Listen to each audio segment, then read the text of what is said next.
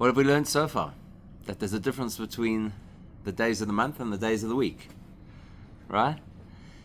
And the reason we had that conversation is because we're trying to understand why Shabbos Hagadol is celebrated on Shabbos instead of on the 10th of Nisan. So what's the difference between a day that is marked by the days of the week and a day that is marked by the date on the calendar? So we said the weekdays repeat, and they're part of the natural cycle, which basically means this, if you think about it. When Hashem created the world, He created the series of days that would make a week. I mean, that's how the story of creation happens, over a period of 1 week.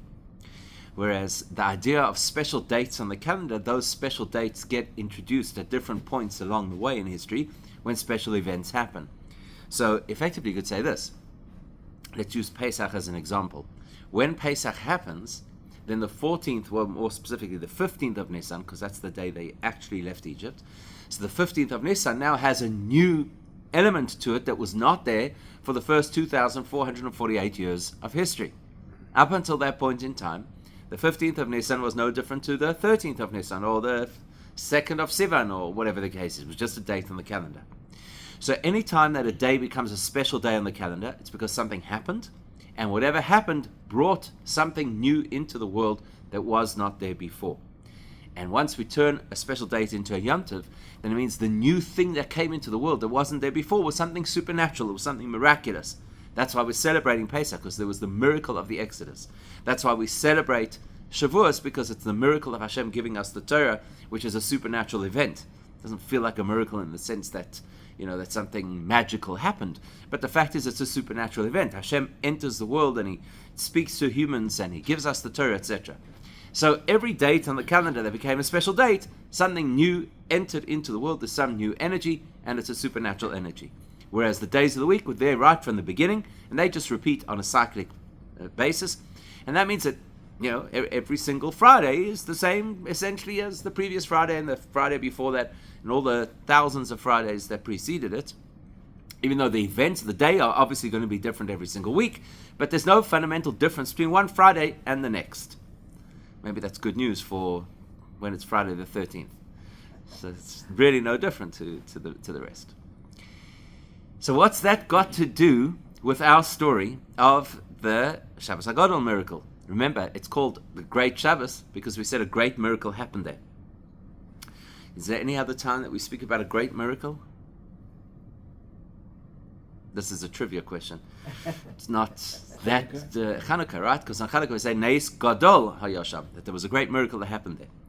So there's, I suppose, a little bit of a similarity in the sense that we're referring to the miracle as a great miracle.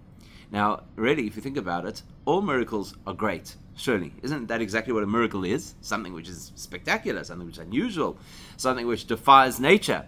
So why would a particular miracle be defined as a great miracle? That's really what we have to try and work out. So when it comes to miracles, we are told that there are two kinds of miracles. There are miracles as most people appreciate or understand miracles to be, and then there are miracles that you have to actually be told that that's a miracle. In other words, if you're standing at the edge of the sea, and the next thing, the sea splits open, and the water stands up as these two massive columns on either side of you, is that a miracle? Of course it's a miracle. And why is that a miracle? Because when Hashem created the world, He also created a particular cycle of nature. And the cycle of nature is that everything that Hashem created has its nature. So the nature that Hashem put into water is that water should flow, and usually from a higher to a lower place, not to pile up from a lower to a higher place. So the moment the water piles up on either side of the Jewish people walking through at the time of the Kriyas Yamsuf, for the time of the splitting of the sea, at that moment, clearly it's a miracle. Because water is not behaving at that point like water should behave. In fact, it's doing the exact opposite. So there you can identify, oh, I get it. That's a miracle. Because we have broken the laws of nature. Now, the truth is, you can go through pretty much all the big miracles of history, and every time you hear the story of a miracle, that's what you're going to see. You're going to see that the laws of nature say that this is what should happen, and something changed. So, any other examples of miracles that happened throughout the course of history? I don't any miracle that comes to mind. Sinai lifting up.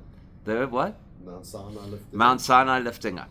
Okay, the only thing with that is it's not mentioned directly in the Torah. It's only mentioned in the Gemara, so you've got to test whether the Gemara meant it literally or not. But fine, if, as the Gemara describes, Hashem took Mount Sinai and he elevated it over the Jewish people, that would be a miracle, because it's not natural for a mountain to float. The story of Joshua stopping the sun and the moon, that's definitely a miracle, because it interferes with the whole system of time. The manna is a miracle. Food does not normally fall out of heaven. Okay? The 10 plagues are miracles, because rivers don't turn into blood and hail and fire don't coexist, etc. So all of those things are miracles that completely defy the laws of nature. There's another kind of miracle, and that's the miracle that is disguised in nature, and because of that you don't necessarily realize that it's a miracle. Somebody has to show you, look at that, it's actually a miracle. So an example of that, a great example of that would be what? Sunset is nature. It's completely natural. It happens every single day. It's built into the world. It's completely natural. So what would be an example? Purim. Because in the Purim story, if you didn't know what you were looking for, you could think, well, we were just fortunate. Thank God at the time that Haman was around, there was also Esther around. And Esther was the queen, so she obviously had access. And Mordechai had already saved the king's life, so he had some credibility in the kingdom. And Haman had already proven to the king previously that he's not to be trusted. So you could argue that it was just a very fortunate story, that the right people happened to be in the right places at the right time. And you don't necessarily recognize that it's a miracle until you get told the story through the Megillah, and then we're told this is a miracle and we have to celebrate it, and the 14th of Adar is now a special day on the calendar because of this miracle that happened. The Gemara even uses an expression where it says, sometimes ein bal hanes makir benisoy. Sometimes the person who's benefited from the miracle doesn't even realize that a miracle has happened to them. That's like those CCTV moments. We see a person, they didn't even notice that the tree fell down right behind them and missed them literally by millimeters. So sometimes the miracle is so disguised that the person who benefits from the miracle doesn't even recognize that the miracle had happened. You could say the same thing right now, that what we're seeing happening with Israel is absolutely miraculous, even though you could put it all as the skill and the intelligence of the IDF or whatever the case is, that that's how they're able to be so successful. But on analysis, anybody would be able to explain to you that the things we're seeing defy the natural, statistical, expected outcomes, and so on and so forth. So now you got these two kinds of miracles. You got the kind of miracle that is in your face, and the kind of miracle that is totally hidden. The question is, which of the two is the greater miracle? Is it a bigger miracle when Hashem breaks the rules? Or is it a bigger miracle where Hashem is able to do the miracle without shifting the rules of nature? So he's not splitting seas and stopping the sun and the moon, and yet there's this incredible miracle like Purim, where the entire Jewish people are saved. So which one's the greater miracle? Now, to appreciate what that is, let's just go back one step. Because when we were looking at the difference between the cycles of days, weeks, and years versus the cycle of months, so we looked at this Midrash, and the Midrash says, when Hashem chose his world, he chose to make all these systems of time, including months. When Hashem chose Yaakov and his sons, he chose to give them a Rosh Chodesh of redemption. So what's interesting about that is it doesn't say when Hashem created his world. It doesn't say when Hashem created his world, he made systems. It says when Hashem chose his world. Now the word choice is a very important word, because if you choose to do something, that means that it's very much about you and what you wish for, what you want, what you care about. That's why you're choosing it. Whereas if you did something without choosing to do it, in other words, out of obligation or out of necessity, so then it's not so, you haven't invested so much of yourself into it. For example, let's use a very superficial kind of trivial example. Let's say that a person wants to buy a car.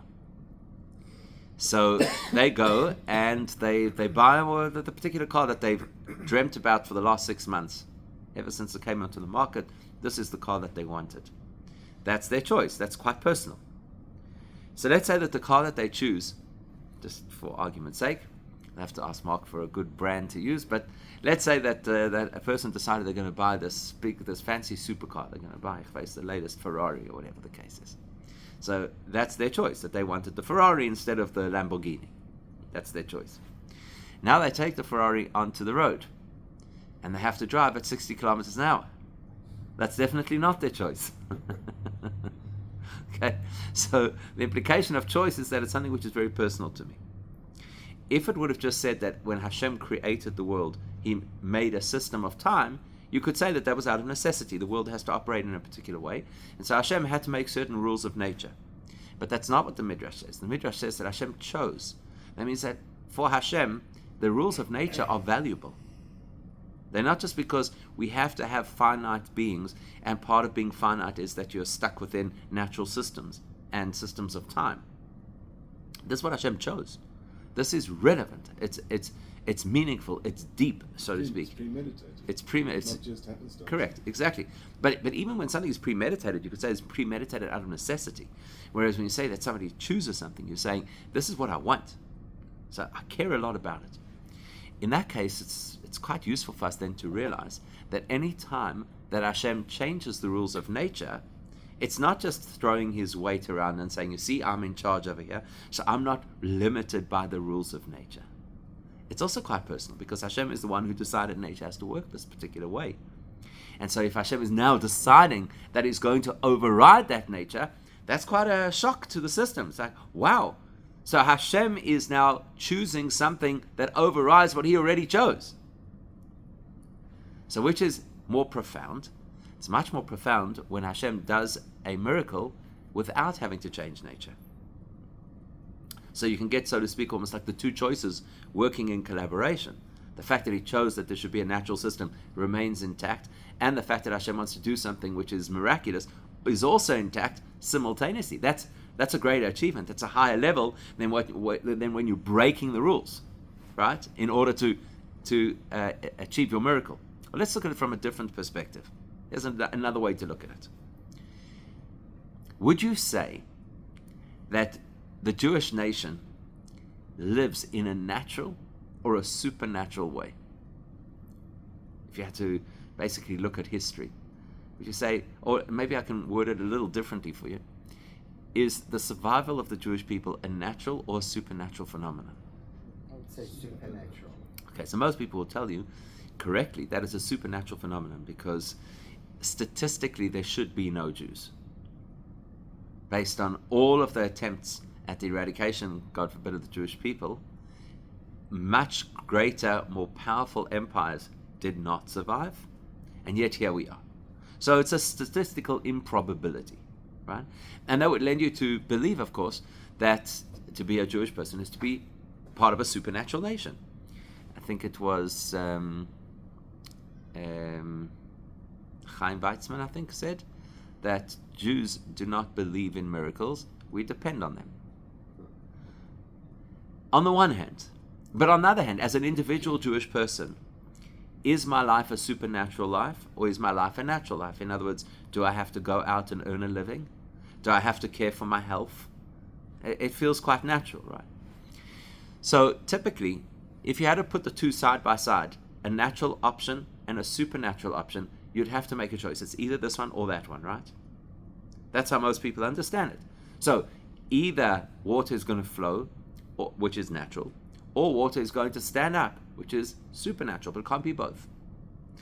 Either fire is going to melt ice, natural, or fire and ice are going to coexist in the hailstones that fell in Egypt, that would be supernatural. It's one or the other.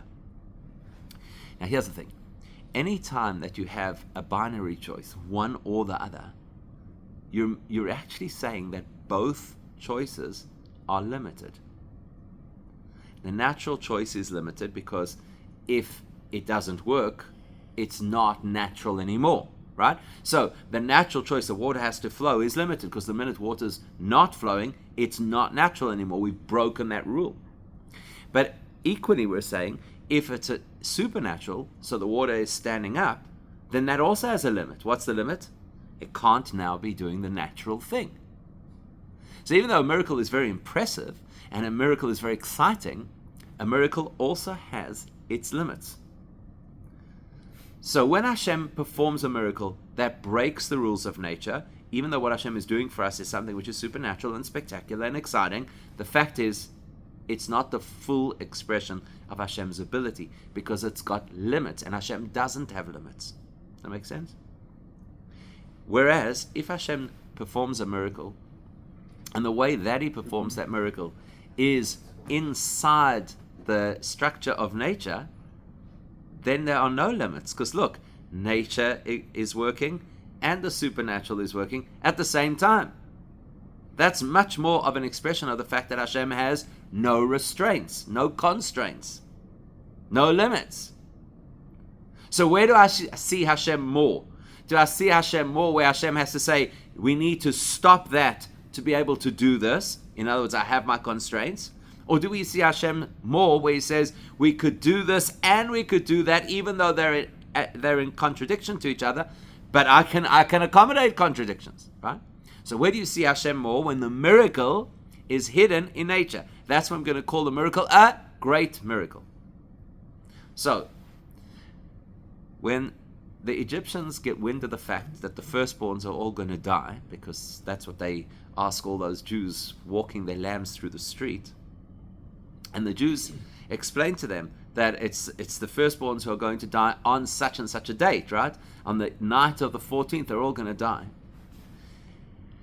If those firstborns now react by running to the leadership and saying, you have to let the Jews go, is that a natural reaction? Yes. Of course it is. Self-preservation. It's the most natural thing in the world. Any person who feels that their life is threatened is going to do everything in their power to protect themselves. So that's natural. When the Egyptian leadership dig their heels in and say, we're not letting the Jewish people go, and now the firstborns attack them, is that natural? Yeah. Of course. Self-preservation. Because they are absolutely terrified about the possibility of the death of the firstborns, because the Jews have credibility at this point. Everything that they said was going to happen, as improbable as it was, it all happened. So their lives are on the line. It is absolutely natural for them to fight back to protect themselves.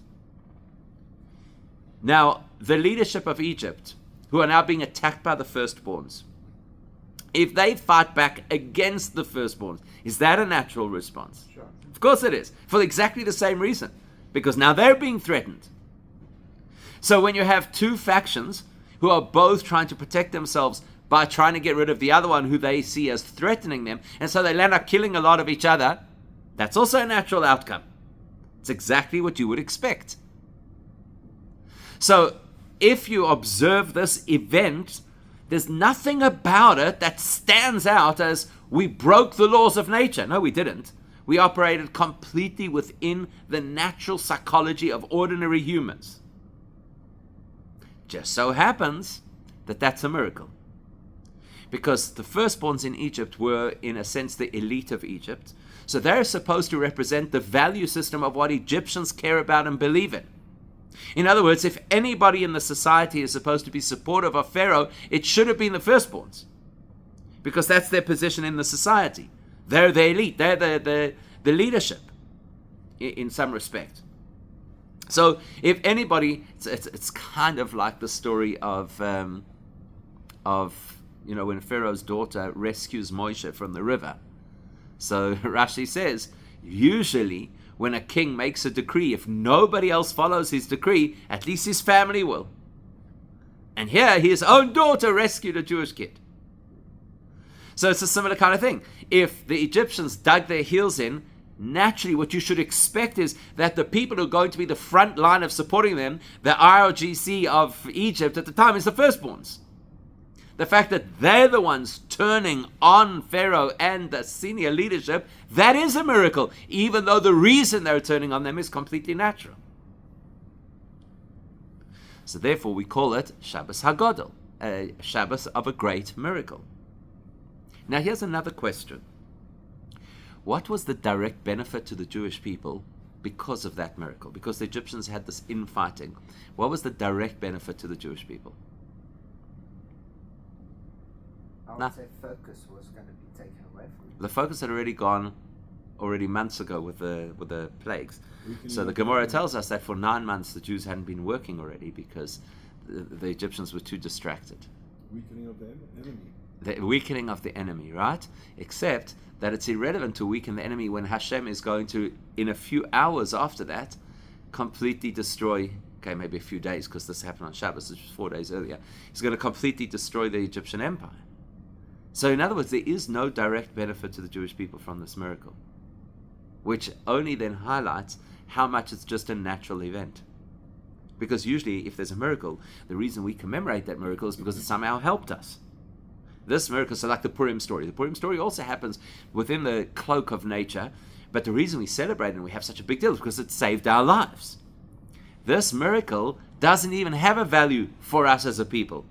So that makes it even more just a natural event that happened, which is a natural event, which is actually a miracle. So in that sense, the event commemorated on Shabbos HaGadol is different to any other event on the Jewish calendar. Because every other special event on the Jewish calendar is either a miracle that completely broke the rules of nature, with the one exception being Purim. And even in the case of Purim, it matches all of the other miracles. The miracle was done for our benefit. This miracle is it's a spat in the Egyptian camp that doesn't help us in that moment. So it's the rolling together of miracle, supernatural, and the natural in an environment that actually doesn't have to appear on our calendar because it didn't do anything for us. That's why Shabbos HaGadol is not celebrated on a date on the calendar. Because days of the calendar represent, as we said right from the beginning, Chodesh, month, is related to Chidush, something new that happened to the Jewish story. Nothing new happened to the Jewish story at this point in time. To the contrary, what happened was something purely natural that we just watched from the sidelines and marveled at and said, we can't believe this is actually happening. Therefore, it's commemorated on a day of the week, on Shabbos, rather than a date on the month, because dates on the month are supposed to represent when something new happened for our benefit, or something completely supernatural changed the rules of nature, which is not the case. A day of the week represents that something purely natural occurred. In this case, this natural revolution against the leadership of the Egyptians, which was miraculous in the fact that that's how nature played out, but it played out in a completely natural way, so it is marked on a day that follows a completely natural cycle, a day of the week. Therefore, it's Shabbos rather than the 10th of Nisan.